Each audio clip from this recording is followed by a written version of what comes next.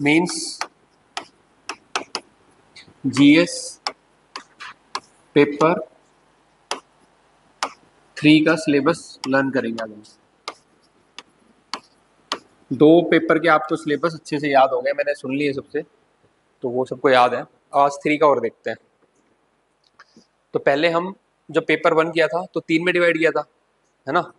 Paper 2 को भी 3 में कर दिया था। पेपर 2 में क्या डिवाइड किया था? Polity and constitution, social justice and governance, और थर्ड वाला इंटरनेशनल रिलेशन। और फर्स्ट पेपर 1 में Indian history and culture, society, Indian society, और थर्ड ज्योग्राफी। अब इसको हम डिवाइड कर रहे हैं 5 पार्ट में, ठीक है। तो इसका जो कोड है वो है कि साइंस एंड टेक्नोलॉजी, ठीक है। साइंस एंड टेक्नोलॉजी की हेल्प से, या with the help of science and technology we have developed a seed, एक सीड बनाया हमने। तो with the help of science and technology we developed, हमने क्या डेवलप किया? एक सीड, बीज।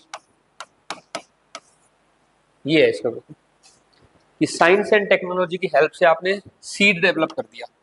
तो ये 5 कंपोनेंट पढ़ने आपको पेपर 3 में। तो एक कंपोनेंट तो आप पढ़ोगे साइंस एंड टेक्नोलॉजी, पेपर 3 में एक आता है आपका साइंस एंड टेक्नोलॉजी। इस एस से क्या आएगा आपका? सिक्योरिटी,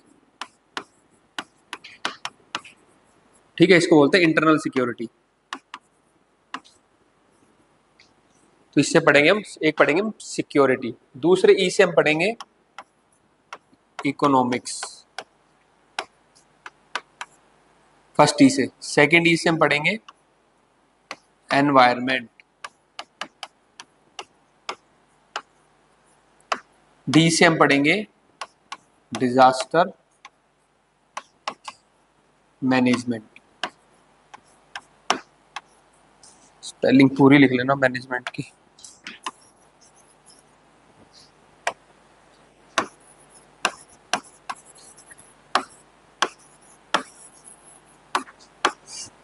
पेपर 3 का हो गया syllabus. Science and with the help of science and technology we created a seed. Science and technology की हेल्प से हमने एक सीड बनाया, सीड, बीज। तो साइंस एंड टेक्नोलॉजी पढ़ेंगे, एस से सिक्योरिटी पढ़ेंगे, ई से इकोनॉमिक्स पढ़ेंगे, ई से एनवायरमेंट, और डी से डिजास्टर मैनेजमेंट, ठीक है। तो इसमें जो मैं पहला कंपोनेंट उठाऊंगा वो उठाऊंगा इकोनॉमिक्स को।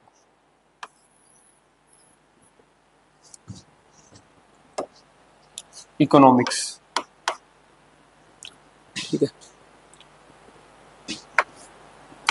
तो इकोनॉमिक्स को मैंने 4 पार्ट में पढ़ना है। तो मैंने उसके लिए एक डायग्राम बनाया है, बीच में मैंने लिख लिया इकोनॉमिक्स, और इसको मैंने 4 पार्ट में पढ़ना है। तो ये मेरा एक डायग्राम बन जाएगा ऐसे।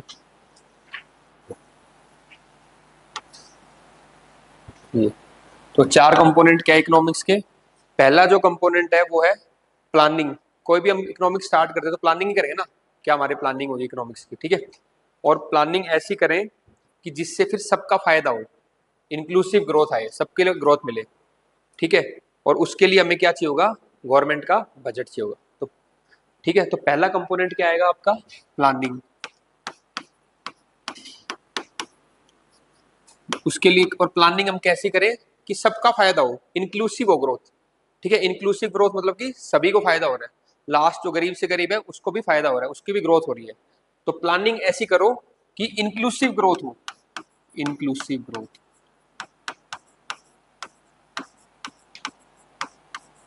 और उसके लिए हमें क्या चाहिए? गवर्नमेंट से पैसा चाहिए। तो थर्ड, इसमें इसी के अंदर पहले पार्ट के अंदर थर्ड पार्ट आएगा गवर्नमेंट बजटिंग। गवर्नमेंट से पैसा चाहिए बजट के थ्रू। तो इकोनॉमिक्स का फर्स्ट कंपोनेंट ये है कि पहले वो कहता है कि प्लानिंग करो, और प्लानिंग ऐसी करो कि सबका फायदा हो, इंक्लूसिव ग्रोथ हो, और उसके लिए हमें गवर्नमेंट से बजट या पैसे लेना पड़ेगा, government budgeting. First part is over. Second जो पार्ट है इसके अंदर वो है एग्रीकल्चर, एग्रीकल्चर,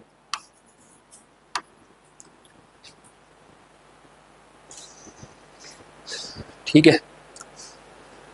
थर्ड पार्ट है इसके अंदर इंडस्ट्री, भाई इकोनॉमिक्स में क्या आएगा, एग्रीकल्चर आएगा, इंडस्ट्री आएगा और इंफ्रास्ट्रक्चर आएगा, ये तो आता है इसके अंदर, इंफ्रास्ट्रक्चर।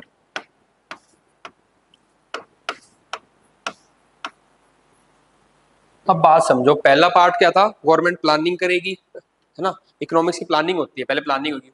प्लानिंग कैसी होगी, इंक्लूसिव ग्रोथ हो, सबका फायदा हो, इंक्लूसिव ग्रोथ, उसके लिए मैं पैसा चाहिए गवर्नमेंट से, गवर्नमेंट बजटिंग हो गया।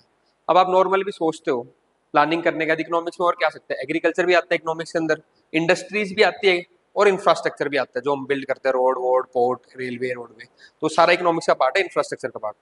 तो पहले मैं ले लेता हूँ एग्रीकल्चर को, मैं अलग से कराऊंगा, बड़ा है थोड़ा, इंडस्ट्री को ले लेता हूँ मैं, ठीक है। तो इंडस्ट्री चल रही थी हमारी, तो गवर्नमेंट क्या पॉलिसी लेके आई, लिबरलाइजेशन की पॉलिसी लेके आई, कि हम आपके लिए रूल्स थोड़े रिलैक्स कर देते हैं।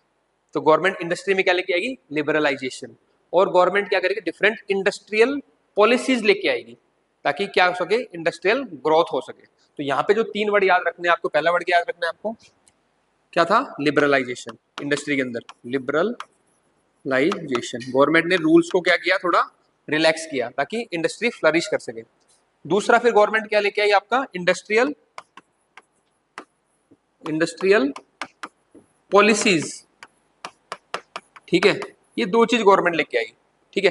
फिर इससे हम देखेंगे कि इस पे इंडस्ट्रियल ग्रोथ पे इसके में क्या इंपैक्ट पड़ा, इंडस्ट्रियल ग्रोथ, इन्हीं से तो इंडस्ट्री की ग्रोथ होगी ना।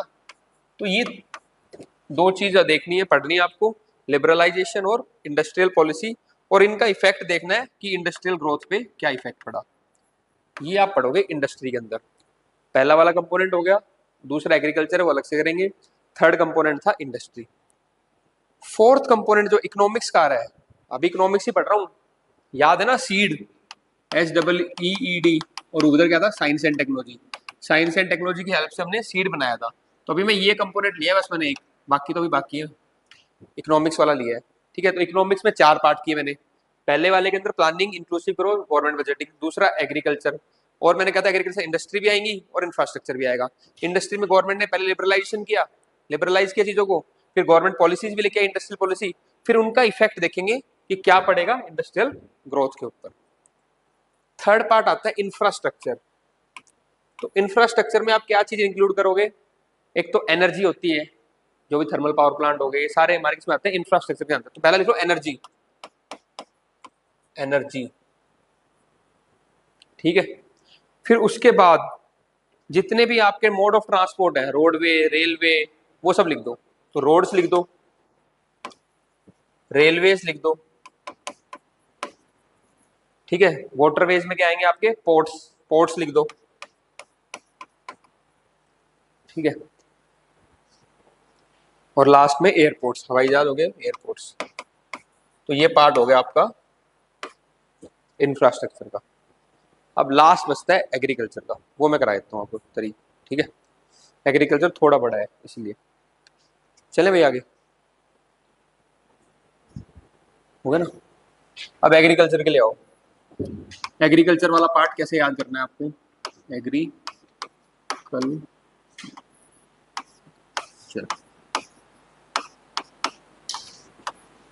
देखो आप खुद सोचो, एग्रीकल्चर हमारे इंडिया में क्या है, डिफरेंट क्रॉपिंग पैटर्न्स है ना भाई, पंजाब में अलग क्रॉपिंग पैटर्न है, साउथ में कुछ अलग है, पूरे इंडिया में क्या है, डिफरेंट क्रॉपिंग पैटर्न है। तो हम लिखेंगे फॉर डिफरेंट क्रॉपिंग, जो सिलेबस का पार्ट हो ना उसको कैपिटल में लिख लिया करो, ये क्रॉपिंग पैटर्न सिलेबस का पार्ट है, फॉर डिफरेंट क्रॉपिंग पैटर्न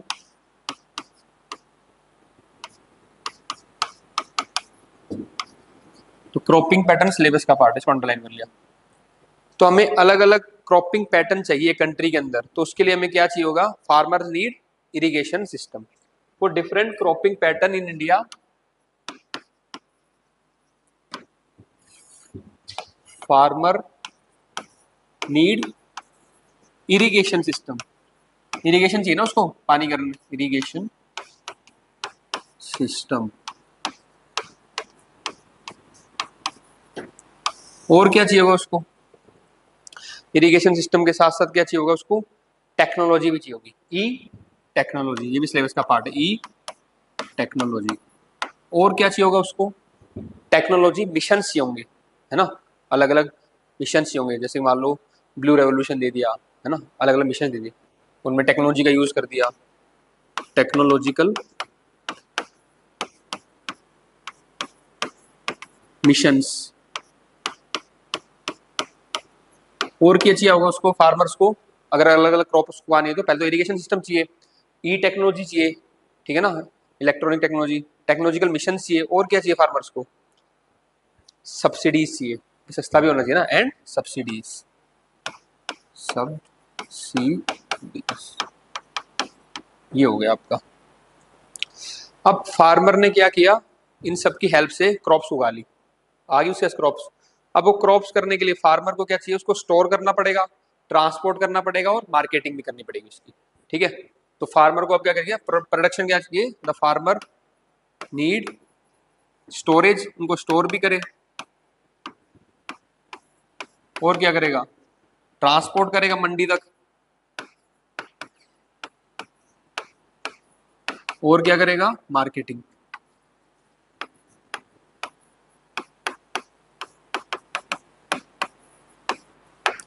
जब उसने माल ट्रांसपोर्ट कर दिया, स्टोर कर लिया, मार्केट कर दिया, ठीक है, तो उसको एक पैसा चाहिए होगा, तो गवर्नमेंट उसके लिए क्या लेके आती है कि भाई हम आपको एमएसपी दे देंगे, ठीक है ना। जब आपका माल मंडी में पहुंच गया तो गवर्नमेंट एमएसपी पे उसको खरीद लेती है, या कहाँ पे भी है ना, तो गवर्नमेंट उसको क्या ऑफर करेगी, जब उसने पहले माल प्रोड्यूस किया, ट्रांसपोर्ट किया, स्टोर किया, मार्केट किया, अब government will provide MSP, government ने क्या दे दी उसको, एमएसपी, ठीक है, after reaching the market to sell at MSP to the government, तो गवर्नमेंट उसको प्रोवाइड करेगी एमएसपी। फार्मर ने गेहूं बनाया ऊपर, ठीक है, वो कैसे बनाया उसने, आपके इरिगेशन सिस्टम से, टेक्नोलॉजी से, टेक्नोलॉजी मिशन से, सब्सिडीज से। फिर वो उसको गेहूं को स्टोर किया अपने पास, ट्रांसपोर्ट किया, मार्केट किया और मंडी ले गया। वहां पे गवर्नमेंट ने उसको एक मिनिमम सपोर्ट प्राइस कुछ पैसा दिया और गेहूं ले लिया उससे, तो गवर्नमेंट ने क्या दिया उसको, एमएसपी दिया। अब गेहूं कहाँ पे आ गए, गवर्नमेंट के पास, तो गवर्नमेंट क्या करेगी, उसको बांटेगी लोगों को, और कैसे बांटेगी, through the PDS, public distribution system, PDS के थ्रू बांटती है ना गवर्नमेंट, और उससे क्या होएगा फिर, हमारी फूड सिक्योरिटी, सबको खाना वाना मिल जाएगा, तो ठीक है। अब इसके बाद क्या करेगी, द गवर्नमेंट विल डिस्ट्रीब्यूट, जो भी क्रॉप्स और ग्रेन्स लेके आए थे उसको डिस्ट्रीब्यूट करेगी थ्रू, किसके थ्रू करेगी, PDS, public distribution system, PDS के थ्रू। अब पीडीएस के थ्रू करेगी किस लिए, टू, फुल स्टॉप हटा देना वहां से, to PDS through to ensure, ताकि हमारे देश में क्या रहे, फूड सिक्योरिटी, फूड सिक्योरिटी,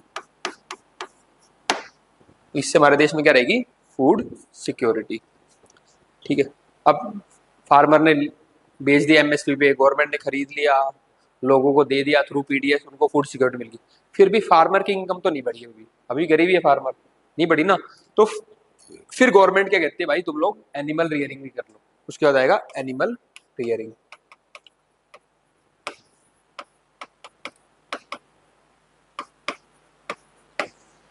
सोचो, फिर भी नहीं बढ़ी उसकी इनकम, एनिमल भी रख लिया, दूध भी बेचने लग गया, सब करने लग गया।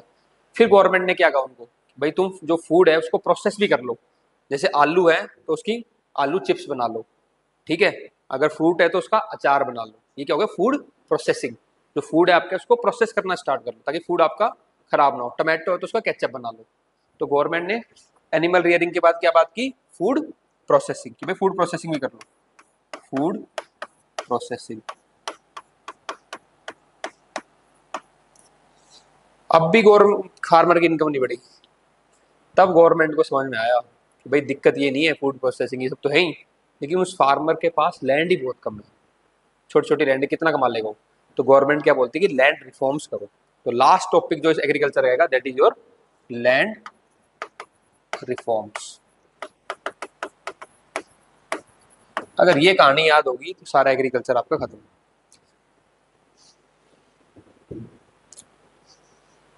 तो एग्रीकल्चर की स्टोरी होती है कि हमें इंडिया में डिफरेंट क्रॉपिंग पैटर्न उगाने, अलग अलग क्रॉप्स उगाने, उसके लिए इरिगेशन चाहिए, उसके लिए आपको ई टेक्नोलॉजी चाहिए, टेक्नोलॉजी मिशन चाहिए, और क्या चाहिए आपको, सब्सिडीज चाहिए। जब वो माल रेडी हो गया, फार्मर ने प्रोड्यूस कर दिया, तो फिर वो क्या करेगा, उसको स्टोर करेगा, ट्रांसपोर्ट करेगा, मार्केट करेगा। फिर जब मार्केट में लेके गया तो गवर्नमेंट ने उसका खरीद लिया, एमएसपी के ऊपर, मिनिमम सपोर्ट प्राइस को दिया और खरीद लिया उसको। फिर जब गवर्नमेंट के पास वो ग्रेन्स आ गए तो गवर्नमेंट डिस्ट्रीब्यूट करेगी लोगों को through the PDS, public distribution system से, जिससे क्या हुआ, फूड सिक्योरिटी एंश्योर हुई कंट्री में। फूड सिक्योरिटी हो गई, लेकिन फार्मर की हालत अब भी खराब थी। तो गवर्नमेंट ने कहा तुम क्रॉप्स के साथ साथ तुम एनिमल रेयरिंग भी करो, उस पर भी, उससे भी बात बनी नहीं है एनिमल रेयरिंग से भी। फिर गवर्नमेंट ने कहा अपने फूड प्रोसेसिंग पे लग जाओ, तो फूड प्रोसेसिंग किया।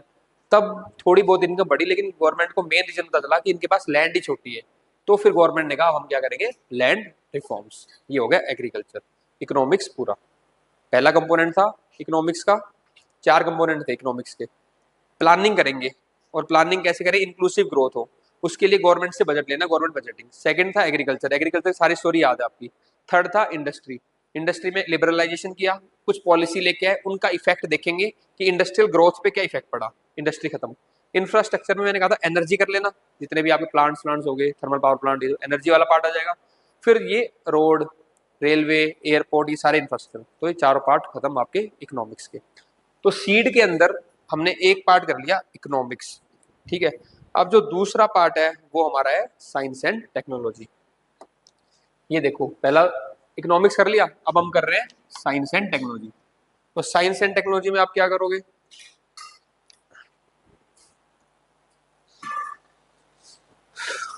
चलो साइंस एंड टेक्नोलॉजी करते हैं। तो साइंस एंड टेक्नोलॉजी में आपको 3 बातें याद रखनी है। जो भी न्यू डेवलपमेंट्स हो रही है, अब भी आर्टिफिशियल इंटेलिजेंस चल रहा है, इंटरनेट ऑफ थिंग्स चल रहा है, मशीन लर्निंग चल रहा है, जो भी न्यू डेवलपमेंट हो रही है, 3D प्रिंटिंग चल रहा है, ये सारी हम करवाएंगे आपको। तो सबसे पहला आपको क्या याद रखना है, न्यू या फिर रिसेंट जो नई डेवलपमेंट हुई है, डेवलपमेंट्स साइंस एंड टेक्नोलॉजी के अंदर जो भी नई डेवलपमेंट्स हुई है उनको पढ़ना है। दूसरी याद क्या रखना है आपको, और 3 बात याद रखनी है बस, ठीक है।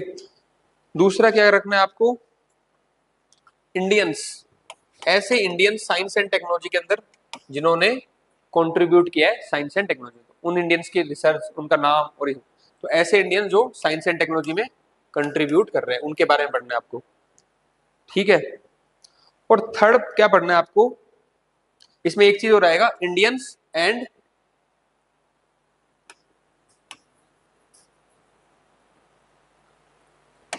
इंडिजनाइजेशन की, ऐसी कोई टेक्नोलॉजी जो हम भारत में बना रहे हैं, इंडिया के अंदर ही बना रहे हैं, ठीक है ना, उसको भी ध्यान लगाना है आपको। Indigenisation, Indians and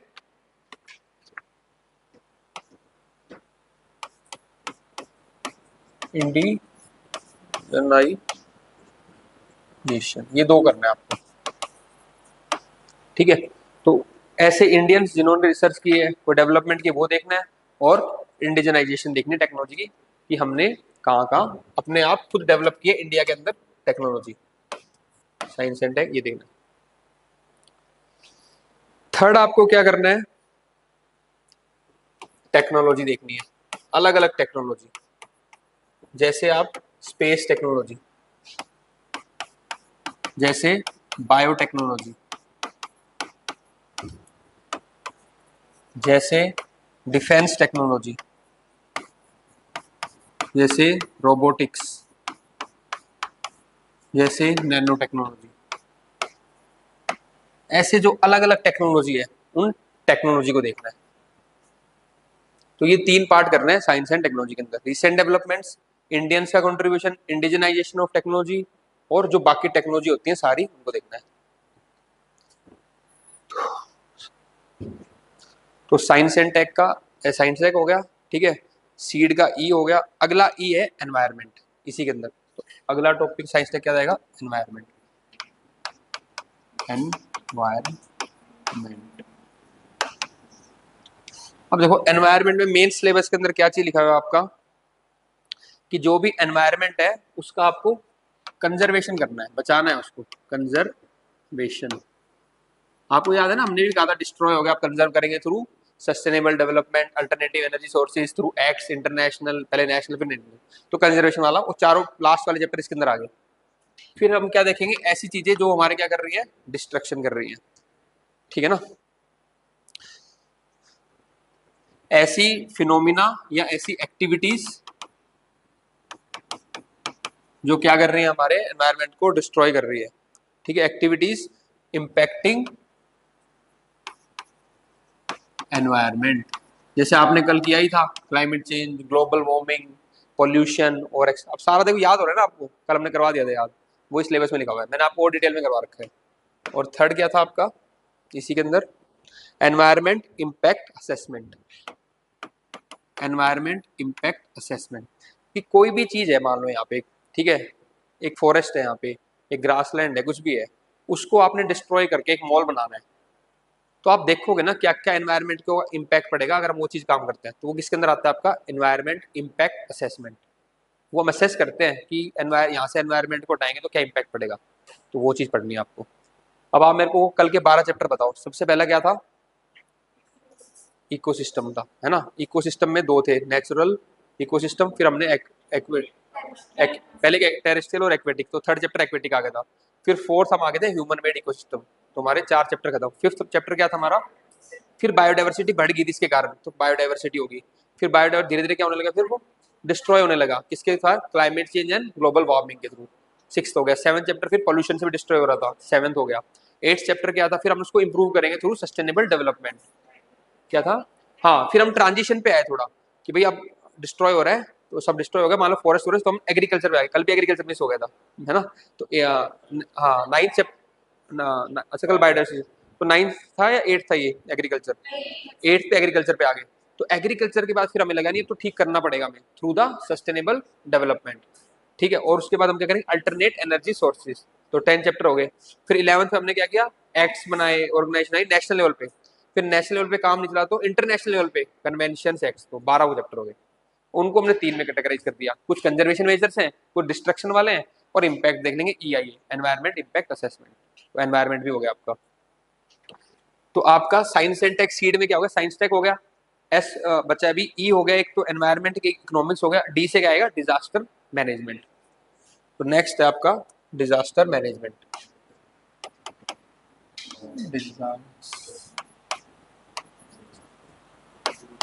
management,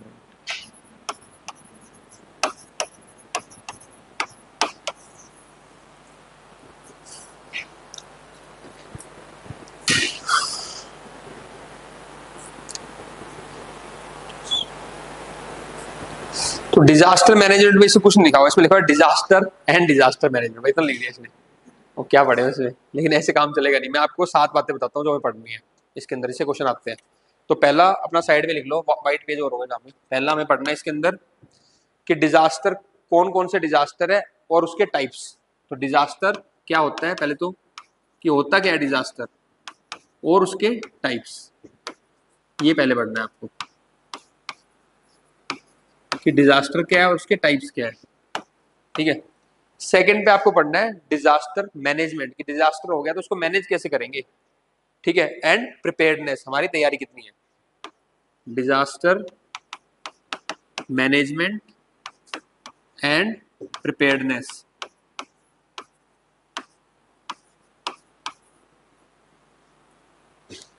third पे पढ़ेंगे वल्नरेबिलिटी, ठीक है, कि कौन कौन से एरिया और कौन कौन से लोग वल्नरेबल है, वल्नरेबिलिटी। जैसे मान लो जोशीमठ है अभी, ठीक है, ऑलरेडी पहाड़ पे है, इतना उसमें वो डाल दिया हमने, बना दिया, तो हमें लग रहा था वो एरिया वनरेबल है। Hilly areas are prone to disaster, coastal areas prone to flooding, तो हमें पता चलता है ना यहाँ पे हो सकता है डिजास्टर। तो ऐसे कौन कौन से एरियाज जो वनरेबल है डिजास्टर, वो देखना है। और ऐसे कौन कौन से ऐसे लोग जो वनरेबल है, मोस्टली गरीब लोग होते हैं, वो ज्यादा इंपैक्ट होते हैं डिजास्टर से, उनके पास कैपेसिटी नहीं होती बचने, ठीक है ना। तो हमें ऐसे लोग भी आइडेंटिफाई करना है और ऐसे एरिया भी आइडेंटिफाई करना है जो वनरेबल है टू डिजास्टर। तो वनरेबिलिटी देखनी है, मान लो ऐसी कोई कंजेशन एरिया जहाँ पे बहुत सारी भीड़ है, फायर की कोई सेफ्टी नहीं है, तो that building can be vulnerable to fire incidents. अभी हुआ है ना दिल्ली में, हुआ है एक पुणे गुजरात में हुआ है। तो वो अब किसमें पढ़ोगे तुम, वो डिजास्टर मैनेजमेंट में पढ़ोगे। भाई डिजास्टर हो गया, कैसा डिजास्टर है वो, मैन मेड है। एक तो नेचुरल होते हैं, फॉरेस्ट फायर हो गया नेचुरल डिजास्टर, लैंडस्लाइड एकदम से नेचुरल डिजास्टर, ये वो कैसा था, मैन मेड। तो डिजास्टर भी दो टाइप के हो गए, ठीक है। तो वो सारा किसके आएगा आपका, डिजास्टर मैनेजमेंट में। न्यूज तो पढ़ ही रहे थे, कैटेगरी अब तो समझ आ जाएगी, इसलिए सिलेबस पूरा करा दिया। अब जब भी अखबार उठाओगे, अच्छा ये उस पेपर में जाएगा, वहां पे जाएगा, दिमाग लग जाएगा तुम्हारा। तो डिजास्टर वल्नरेबिलिटी एरिया देखेंगे, उसके बाद देखेंगे framework and measures of disaster risk reduction. Framework देखेंगे, क्या फ्रेमवर्क है, फ्रेमवर्क कैसे काम करना है, एंड मेजर्स, क्या मेजर्स लिए, क्या तरीके हैं किसके, framework and measures of disaster risk reduction, कि डिजास्टर कम हो जाए, डिजास्टर रिस्क रिडक्शन, इसके फ्रेमवर्क और मेजर्स देखने। ये सिलेबस में नहीं था, मैंने प्रीवियस ईयर क्वेश्चन देख के, पेपर देख के कैसे क्वेश्चन पूछ रहा है, तब आपके लिए मैंने बनाया ये। Next is NDMA guidelines, national disaster management authority, एक अथॉरिटी है जो गाइडलाइन इशू करती है कि भाई फायर हो जाए, अर्थक्वेक आ जाए, तो आपको क्या क्या चीजें फॉलो करनी चाहिए। तो आप अपना दिमाग बाद में लगा के पहले इनका देख लो। तो इन्होंने सेंट्रल गवर्नमेंट की ऑर्गेनाइजेशन है, तो बता देगी भी ये करना चाहिए, वो आप आंसर में लिख सकते हो। तो आप NDMA guidelines on fire safety देख लो, NDMA गाइडलाइंस ऑन अर्थक्वेक देख लो कि अर्थक्वेक आए तो कैसे करना। तो आपको गाइडलाइंस पढ़नी है गवर्नमेंट की, NDMA की। गैप्स इन डिजास्टर मैनेजमेंट अगला टॉपिक है कि क्या गैप्स रह गए, क्यों आ रहे डिजास्टर। तो गैप्स कहाँ, हमारी तैयारी क्यों कमी है, gaps in disaster management. Last है आपको कुछ 7th नंबर पे लिखना है, केस स्टडीज या फिर सक्सेस स्टोरीज, ठीक है, of case studies of disaster management. कहीं किसी डिस्ट्रिक्ट में डिजास्टर आया पर वहां पे अच्छा काम किया किसी ने, तो आप एग्जांपल ले सकते हो कि यहाँ पे ऐसा आया था डिजास्टर, जैसे साइक्लोन आया अगर, और लोगों की जान फिर भी नहीं गई क्योंकि एडमिनिस्ट्रेशन ने पहले वार्निंग दे दी, शेल्टर बना रखी थी, उन्होंने तैयारी कर रखी थी पूरी। तो ऐसी अच्छी केस स्टडी जो अखबार से आपको मिलेगी, उनको नोट डाउन करना है कि डिजास्टर आया फिर भी लोगों की जान बच गई। तो case studies of disaster management, जिसमें आप सक्सेस स्टोरी देखोगे, सक्सेस स्टोरीज कि जहाँ पे काफी लोगों की जान बचाएगी या प्रॉपर्टी का नुकसान कम हुआ, क्योंकि एडमिनिस्ट्रेशन रेडी था उस चीज के लिए, लोग रेडी थे उस चीज के लिए, ठीक है। ये हो गया आपका डिजास्टर मैनेजमेंट। एक बच गया अब आपका साइंस एंड टेक सीड में, वो बच गया सिक्योरिटी। ये देखो, साइंस एंड टेक हो गया, इकोनॉमी हो गया, एनवायरमेंट हो गया, डिजास्टर हो गया, अब क्या बच गया, S, that is the security.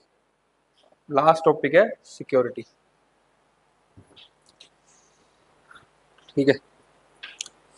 Security,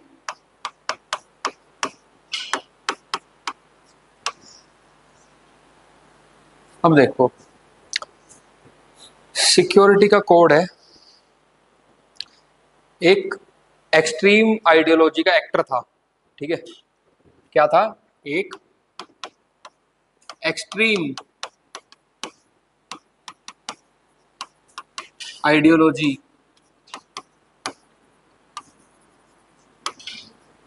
का एक्टर,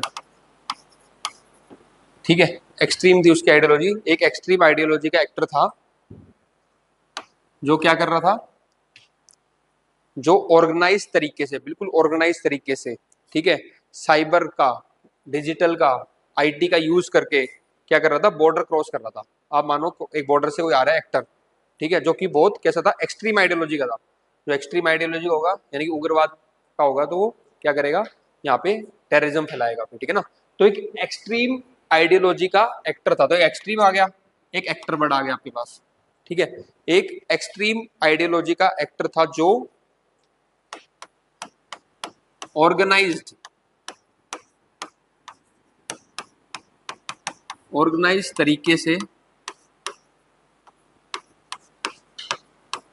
IT का यूज करके, इंफॉर्मेशन टेक्नोलॉजी, साइबर का यूज करके, नेट का यूज करके, डिजिटल का यूज करके, सोशल मीडिया का यूज करके, जितनी भी IT से रिलेटेड टेक्नोलॉजी है उन सब का यूज करके। कई बार आप पिक्चर देखते हो ना, जैसे बॉर्डर क्रॉस कर रहा होता है, फटाफट कोई लॉक खोल देता है, वायर सारे डिसकंटिन्यू रहती है, तो IT का यूज करके, ऑर्गेनाइज तरीके से IT का यूज करके या साइबर का यूज करके वो क्या कर रहा था, बॉर्डर क्रॉस कर रहा था, हमारे बॉर्डर में आ रहा था। क्योंकि सिक्योरिटी की बात चल रही है तो ऐसी बातें होंगी कि एक्सट्रीम आइडियोलॉजी का एक्टर था जो बॉर्डर क्रॉस कर रहा था ऑर्गेनाइज तरीके से, साइबर का यूज करके, ठीक है, डिजिटल का यूज करके क्या कर रहा था, बॉर्डर क्रॉस कर रहा था। तो दूसरे बॉर्डर से, दूसरी कंट्री से हमारी कंट्री में आ रहा था इलीगली, बॉर्डर क्रॉस कर रहा था।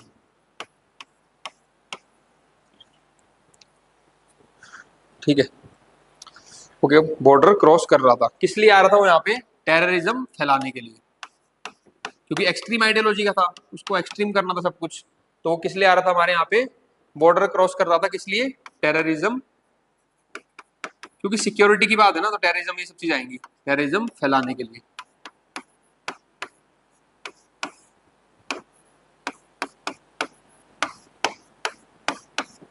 टेररिज्म एक वर्ड आ गया आपके पास। पर हमारी सिक्योरिटी फोर्स भी टाइट थी, तो सिक्योरिटी फोर्सेस ने उसे पकड़ लिया और उसका सारा पैसा ले लिया। तो हमारी सिक्योरिटी फोर्स ने क्या किया? उसको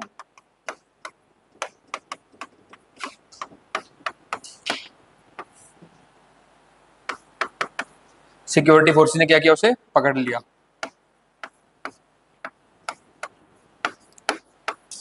और पैसा मतलब मनी, उसका मनी ले लिया। ये हो गया पूरा इंटरनल सिक्योरिटी का कोर्स। अब मैंने वर्ड्स लिख दिए, अब मैं सिलेबस पे दिखाऊंगा क्या क्या किसका क्या मतलब है, सारा हो जाएगा आपको याद। करूं स्टार्ट? लिख लिया?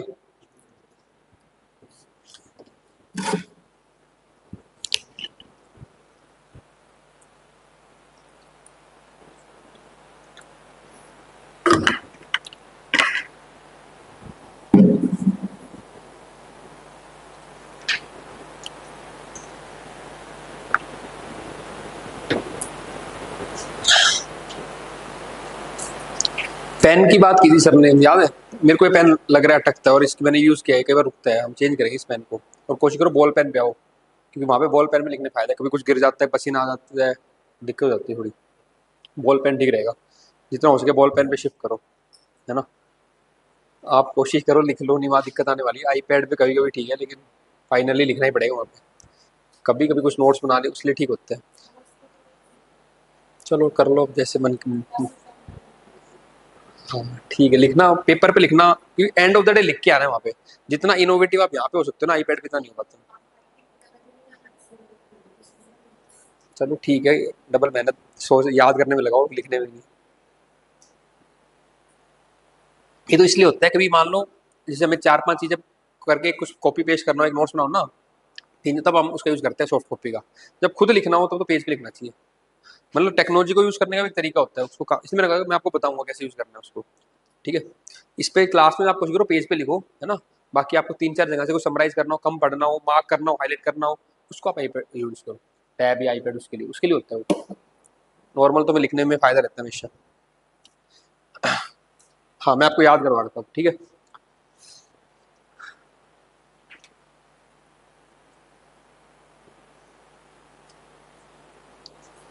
चलो भाई, GS3 में तो सबसे पहला पढ़ो आप,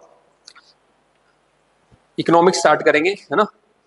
Indian economy and issues relating to planning. आगे सबसे पहले मैंने कहा था प्लानिंग करेंगे, अब सारे समझ में आएंगे। Planning, mobilisation of resources, growth, development and employment. तो प्लानिंग किसके लिए करनी है हमें? सबके लिए, रिसोर्स के लिए, डेवलपमेंट के लिए, ग्रोथ के लिए, एम्प्लॉयमेंट के। तो पहला वर्ड क्या आ रहा है हमारा? प्लानिंग। प्लानिंग को अंडरलाइन या बॉक्स जो करना है वो कर लो। और अगला टॉपिक है inclusive growth and issues arising from it. तो मैंने क्या कहा था, प्लानिंग हमें किसके लिए करनी है? इंक्लूसिव ग्रोथ के लिए करनी है, ये बताया ना? प्लानिंग करनी है इंक्लूसिव ग्रोथ के लिए। तो अगला टॉपिक आ रहा है आपका inclusive growth and issues arising from it. Inclusive growth से हर साल 1-2 साल में छोटे क्वेश्चन आता रहता है, तो उसमें क्या पूछते हैं वो? इंक्लूसिव ग्रोथ क्या है, लिख लो। डेफिनेशन पता होनी चाहिए, पेन से लिखो, पेंसिल से नहीं। डेफिनेशन क्या है इंक्लूसिव ग्रोथ की, वो आपको पढ़ के आ रही है। क्या फीचर्स है? डेफिनेशन, फीचर्स इंक्लूसिव ग्रोथ के। Link inclusive growth with sustainable development, और इंक्लूसिव ग्रोथ से सस्टेनेबल डेवलपमेंट कैसे होगी? डेफिनेशन पढ़ेंगे, फीचर्स पढ़ेंगे क्या क्या है, और इंक्लूसिव ग्रोथ ग्रोथ को लिंक करना है सस्टेनेबल डेवलपमेंट से। ये 3 पार्ट कम से कम पढ़ना है, बाकी और रिसर्च करोगे, जो मिलता रहे तो देखेंगे। तो इंक्लूसिव ग्रोथ हो गया। अब मैंने बताया थर्ड कंपोनेंट क्या आएगा? इंक्लूसिव ग्रोथ के लिए गवर्नमेंट को क्या चाहिए? पैसा। तो गवर्नमेंट बजटिंग। तो थर्ड नंबर देखो, गवर्नमेंट बजटिंग है। खुशप्रीत देखो सिलेबस में है ना, सब लाइन से चल रहा है ना? जो मैं बोल रहा हूँ, जो मैंने यहाँ लिखा है वही मिल रहा है सीधा आपको। अब दिक्कत नहीं आएगी, सीधा सिलेबस याद हो जाएगा। फिर मैंने आपको बताया था सेकंड पार्ट एग्रीकल्चर।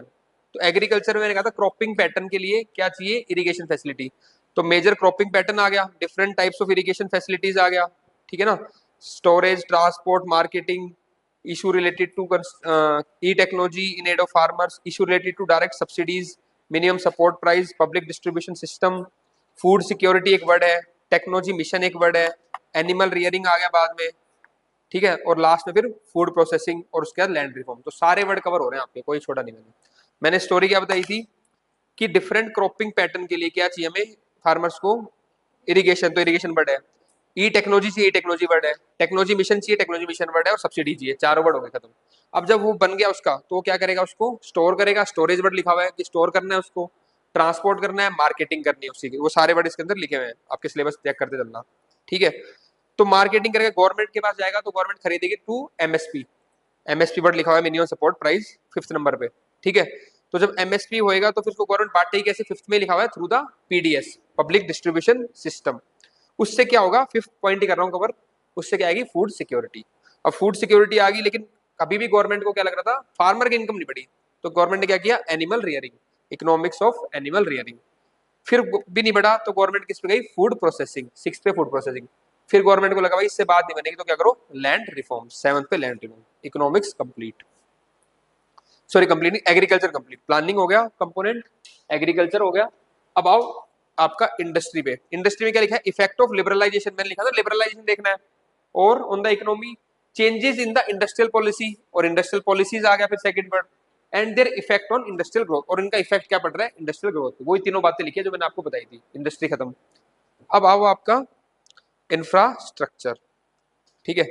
इंफ्रास्ट्रक्चर में आपको मैंने कहा था एनर्जी कर लेना, फिर रोड करना है, सॉरी रोड करना है, रेलवे करना है, एयरपोर्ट करना है, पोर्ट्स करना है, तो ये सारे आपके हो गए इंफ्रास्ट्रक्चर। एक कंपोनेंट और मिस हो गया, वो है आपका इन्वेस्टमेंट मॉडल, क्योंकि यहाँ पे इंफ्रास्ट्रक्चर को बिल्ड करने के लिए क्या चाहिए, अलग अलग इन्वेस्टमेंट मॉडल चाहिए होंगे। रोड बनने के लिए बीओटी आता है, बिल्ड ऑपरेट ट्रांसफर, ऐसे। तो इन सबको इंफ्रास्ट्रक्चर को बिल्ड करने के लिए क्या चाहिए, इन्वेस्टमेंट मॉडल्स, अलग अलग इन्वेस्टमेंट मॉडल्स चाहिए। तो फिफ्थ कंपोनेंट और ऐड कर लेना, वो है इन्वेस्टमेंट मॉडल्स। तो यहाँ पे इंक्लूसिव ग्रोथ के लिए गवर्नमेंट बजटिंग चाहिए थी, कि गवर्नमेंट तो इंक्लूसिव ग्रोथ के लिए काम करेगी, इंफ्रास्ट्रक्चर के लिए हमें चाहिए इन्वेस्टमेंट मॉडल्स, आई से आई करके इन्वेस्टमेंट मॉडल्स, वहां भी आई है, लेकिन इंक्लूसिव ग्रोथ का काम गवर्नमेंट करती है ज्यादा, तो गवर्नमेंट बजटिंग आया है। इंफ्रास्ट्रक्चर प्राइवेट भी कर सकता है, तो अलग अलग टाइप के इन्वेस्टमेंट मॉडल चाहिए होंगे। तो इसके बाद जो लास्ट कंपोनेंट आपका वो है 10th नंबर पे इन्वेस्टमेंट मॉडल। अब इकोनॉमिक्स खत्म, इसमें पूरे पेपर जो 3 था इसमें 20 कंपोनेंट थे, तो 20 में 10 कंपोनेंट तो इकोनॉमिक्स के हैं, सोचो आधा पेपर इकोनॉमिक्स का है, इतना इंपॉर्टेंट इकोनॉमिक्स है ना।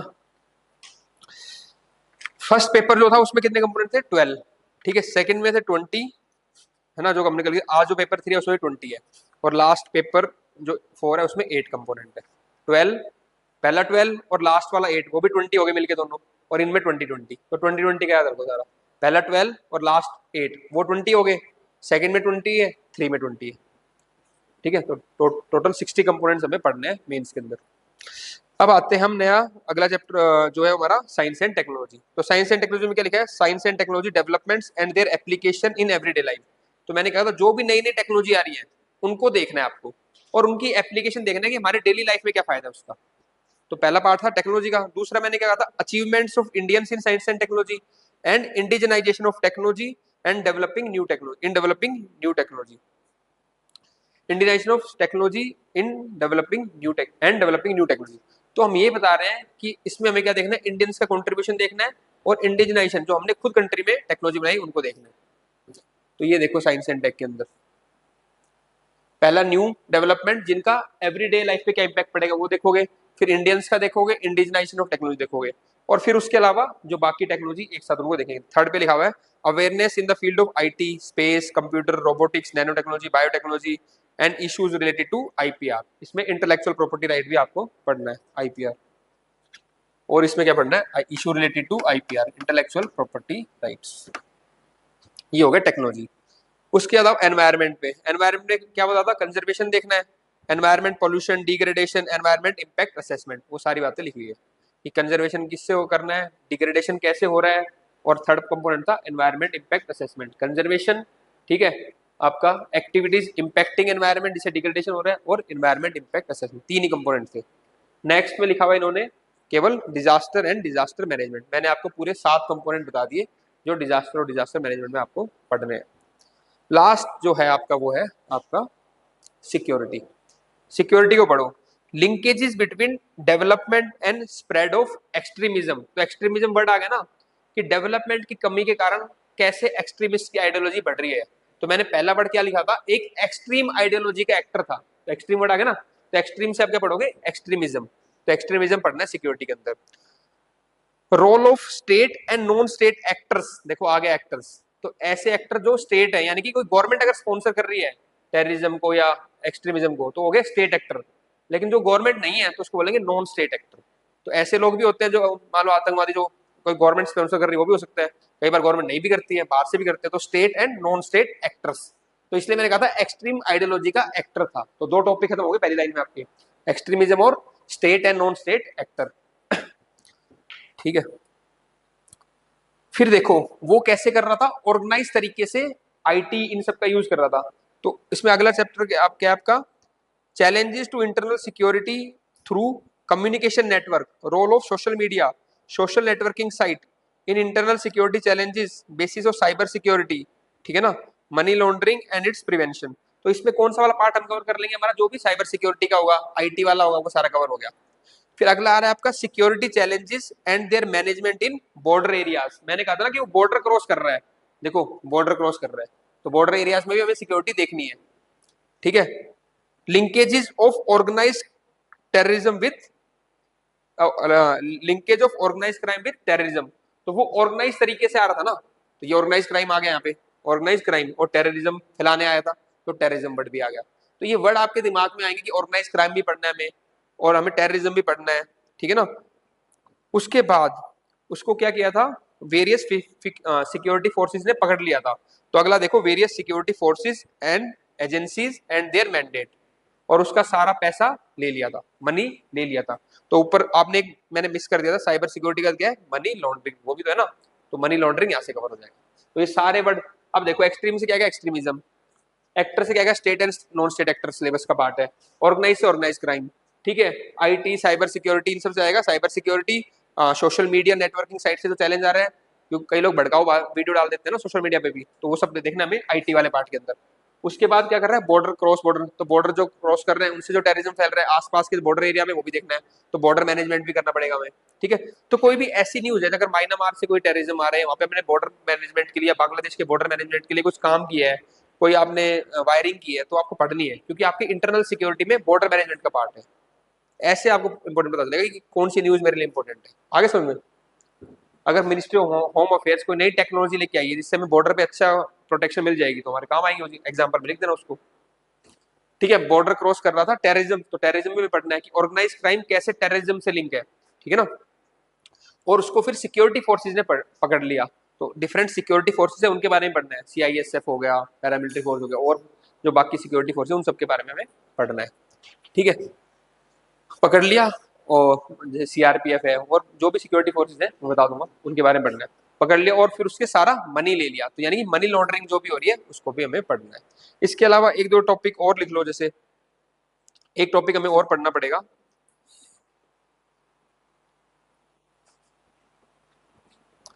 Maritime and coastal security. जो हमारी जैसे इंडिया है, ठीक है, तो जो मरीटाइम या कोस्टल सिक्योरिटी है उससे भी क्वेश्चन आ सकता है, तो वो भी आपको पढ़ना पड़ेगा, मैरीटाइम या फिर coastal security, maritime and coastal security. Coast पे भी ध्यान रखना है, कोस्टल सिक्योरिटी यहां से भी अटैक हो सकता है, maritime and coastal security.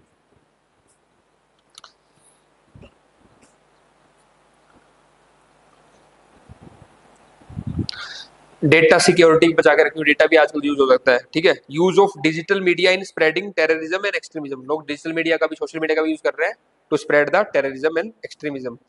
Terrorism के अंदर आपको क्या पढ़ना है, क्या टेररिज्म के कॉजेज हैं, पता होना चाहिए क्या कारण है टेररिज्म, कॉजेज, क्या कॉजेज हैं, लिख लो टेररिज्म के, क्वेश्चन आता है टेररिज्म पे, क्या कॉजेज हैं, क्या सोल्यूशन है इसके, कैसे ठीक कर सकते हैं हम टेररिज्म को।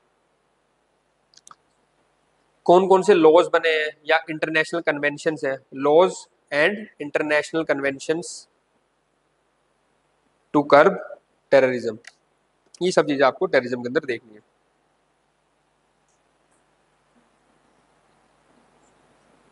Laws and conventions to curb terrorism, पहले कॉजेज क्या सॉल्यूशन है उसके, फिर लॉज कुछ बने हैं उनको, लॉज टू कर्ब टेररिज्म। ठीक है, ये सब हो गया आपका सिक्योरिटी का। तो सारा मैंने पेपर 3 का सिलेबस आपको याद करवा दिया।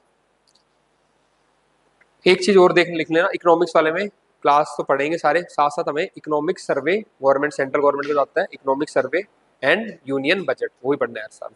इकोनॉमिक सर्वे, यूनियन गवर्नमेंट का, central government, economic survey and union budget, ये भी करना है।